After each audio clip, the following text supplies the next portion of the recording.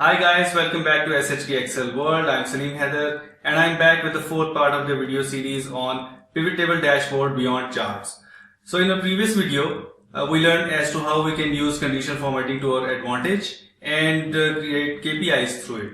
So in today's video, we are going to use another tool which is normally not used for creation of dashboard, which is basically shapes. So there are a number of shapes available in MS Excel, and through the help of that we are going to create this part of the dashboard, which is basically created by the help of those shapes. But the numbers you are seeing in these shapes are dynamically linked to the numbers that are produced by a pivot table.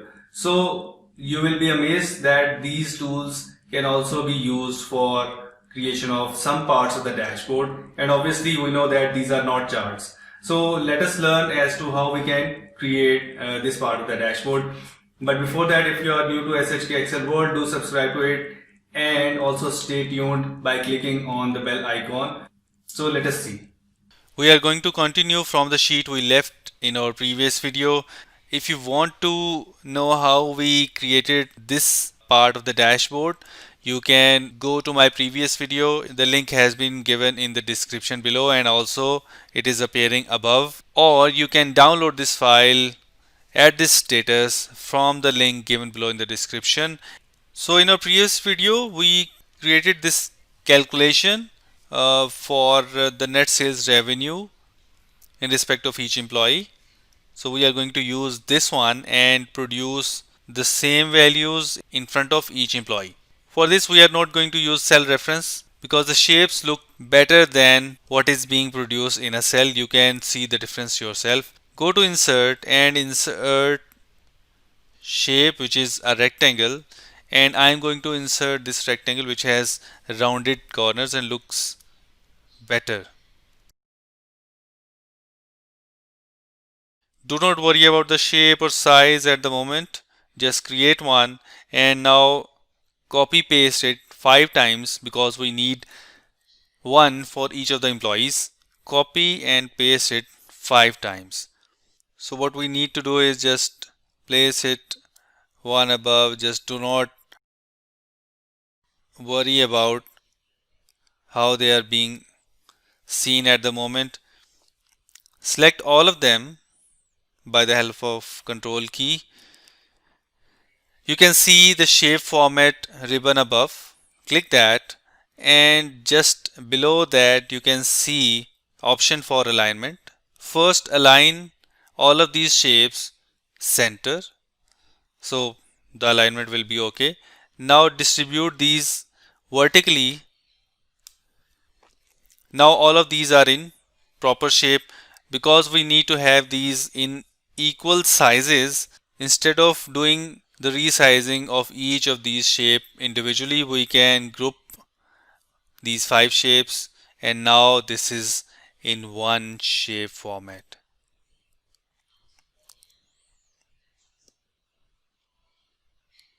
We need to increase the size of it, so you can see that this is pretty easy. We can go to the shape format and change the shape to orange one. I like the orange one. So one by one we are going to select the shape. If you select it twice, the inner shape or individual item will be selected. Go to the formula bar, write equal to, and refer to the first sales revenue against the first employee and press enter. So nothing is happening. Don't worry, I will tell you why. Go on to the next one and repeat the same process again. Then go to the third one.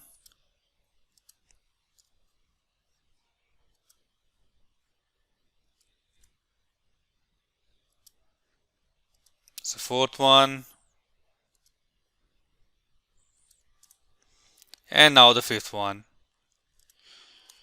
You might be surprised that nothing is happening, but something is going on. So we just need to select the group, change the size to 8. Oh, now you can see the numbers. Change the alignment to center for both vertical and horizontal.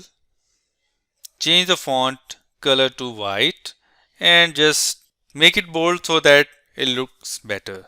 So this one is final, and let us see if it is dynamic or not. Let me select 2019. Oh wow, it's working and it's dynamic. If I select any of the products, so it's still working. So we can give the heading that sales revenue that they have achieved. So this is the sales revenue.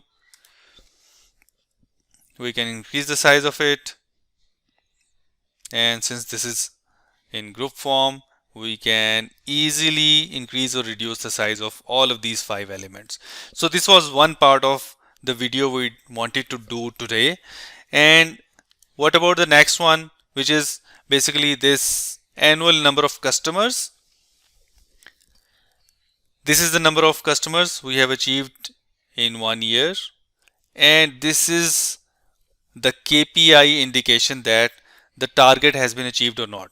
We have already done how KPIs can be created using the help of conditional formatting and some number references. So first we are going to create this one, annual number of customers. This is pretty simple. For this we are going to go to insert a shape.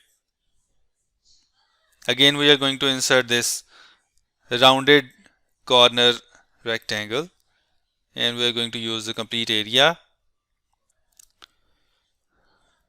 Maybe increase the size of it a bit, and then we are going to write annual number of customers. Change the shape format to 3D blue. Bold it. Change the alignment of text to center for horizontal only, and then we are again going to insert another rectangle, which will be a smaller rectangle, and for this we are going to use an orange shape, and here we are going to link the total number of customers we haven't yet discovered. So for this one we are going to go to our working sheet. Just copy any of the pivot table we created up till now, or you can insert a new pivot table by going to the orders detail sheet. So I'm just going to copy.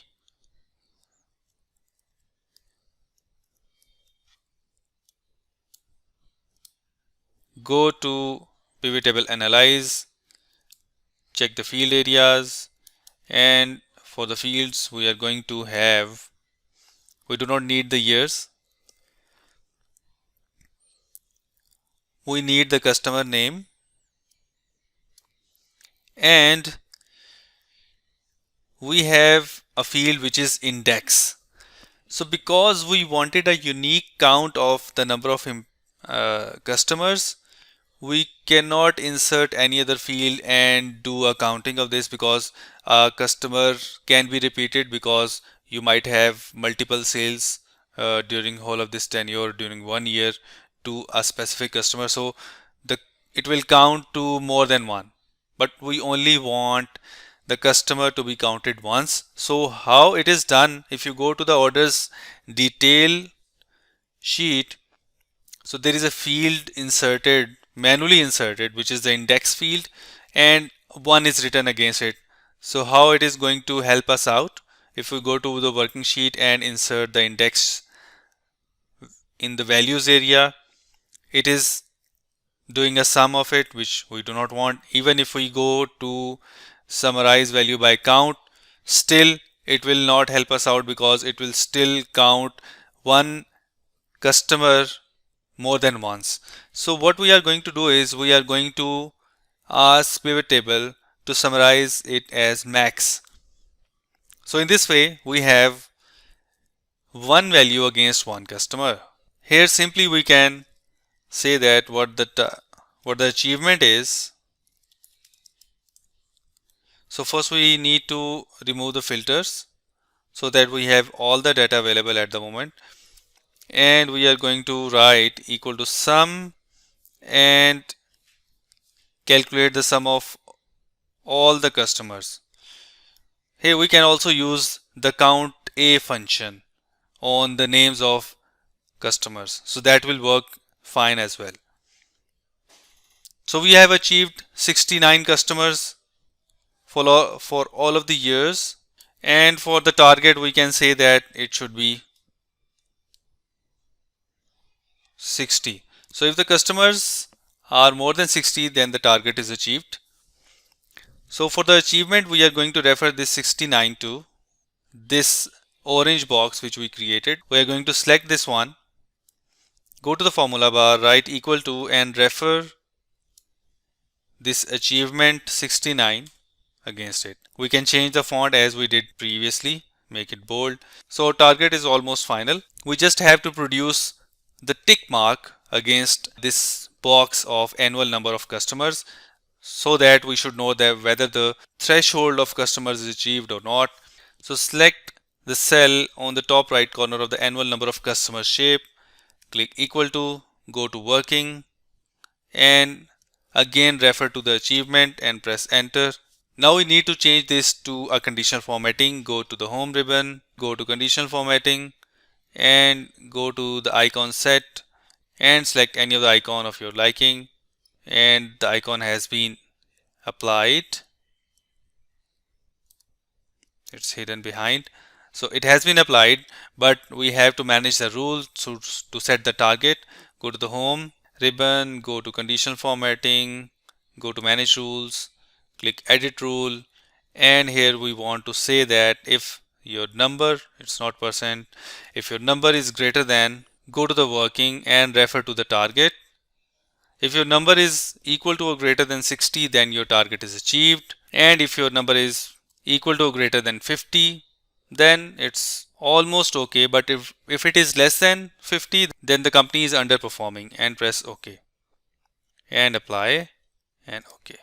So now if we filter the years, so there is a question mark, although it was less than 50, so we'll have to check again. Go to home and conditional formatting, manage rules, edit rules. Okay, so we forgot to change the percent to number, so that is why there is an error.